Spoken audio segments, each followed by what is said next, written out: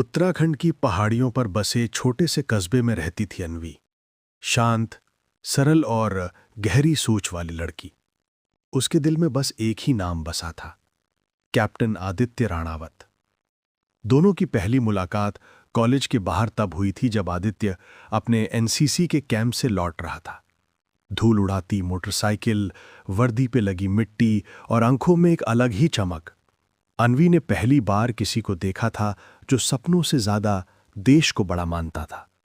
धीरे धीरे दोनों की बातें बढ़ीं, चाय की दुकानों से लेकर पहाड़ियों पर डूबते सूरज तक। अन्वी मजाक में कहती, तुम्हें अगर देश से इतनी मोहब्बत है तो मेरे लिए क्या बचा?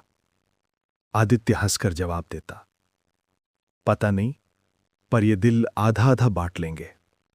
समय बीतता गया और एक दिन आदित्य का कॉल आया। अन्वी, मेरी ट्रेनिंग पूरी हो गई है, अब सीमा पर पोस्टिंग है।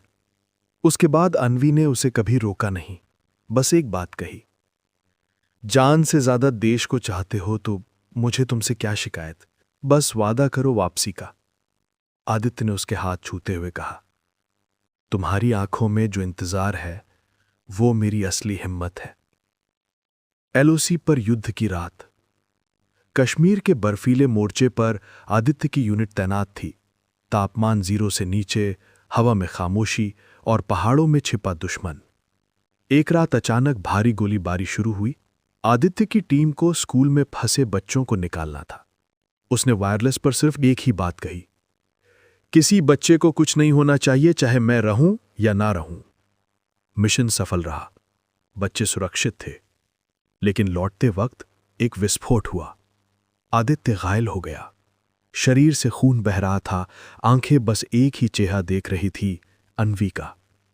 उसका आखिरी संदेश यूनिट के फोन से रिकॉर्ड हुआ, अन्वी, वादा निभाने की कोशिश की है, अगर लौट ना पाऊं तो यकीन रखना मेरा दिल वहीं है जहां तुम हो। 2 महीने बाद एक सुबह फोन आया, कैप्टन आदित्य जीवित हैं, लंबी सर्जरी चली, अस्पताल ले जाए जा रहे हैं। अन्वी दौड़ती हुई पहुंची, उसका दिल कांप रहा था। कमरे का दरवाजा खुला।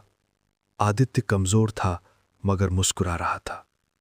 वो धीरे से बोला, मैंने कहा था ना, तुम्हारे इंतजार की वजह से मौत भी मुझे छू कर निकल गई। अन्वी की आंखों से आंसू बह निकले। उसने उसका हाथ पकड़ लिया, अब बस एक ही पोस्टिंग चाहिए मुझे, तुम्हारे दिल में। आदित्य हंसा, वो तो पहले दिन से भरी है, हमेशा के लिए।